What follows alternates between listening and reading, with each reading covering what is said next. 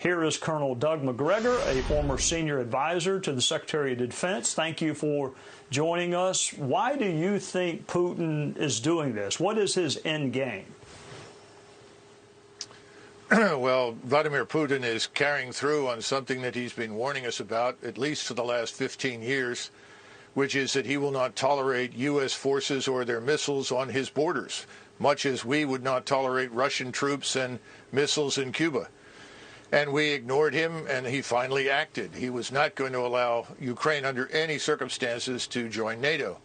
And what's happened now is that the battle in eastern Ukraine is really almost over. All the Ukrainian troops there have been largely surrounded and cut off. You have a concentration down in the southeast of 30 to 40,000 of them. And if they don't surrender within the next 24 hours, I suspect that the Russians will ultimately annihilate them. That's why Zelensky is meeting with Putin's representatives right now. The game is over. And he's going to have to negotiate the best deal he can get. And we've already told him, the President of the United States has, that if he opts for neutrality for Ukraine, we'll back him.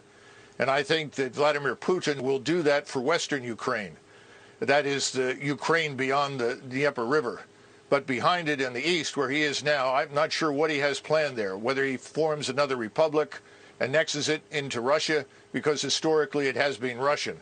But the territory west of Ukraine is not. He knows that, and he's happy to live with that as a neutral state. I am not a military expert. I'm not even an expert on geography. But if he takes Ukraine and Ukraine abuts Poland, then he's going to have a NATO country abutting him. So if that's what he doesn't want, then isn't he going to just have to keep going until he runs out of NATO countries? I guess I should say it again.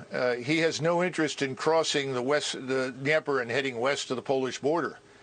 I think you're going to find from these negotiations he's quite willing to neutralize that territory on the Austrian or the Finnish model. Right now, Russia already touches Estonia and part of Latvia. White Russia, of course, touches Lithuania.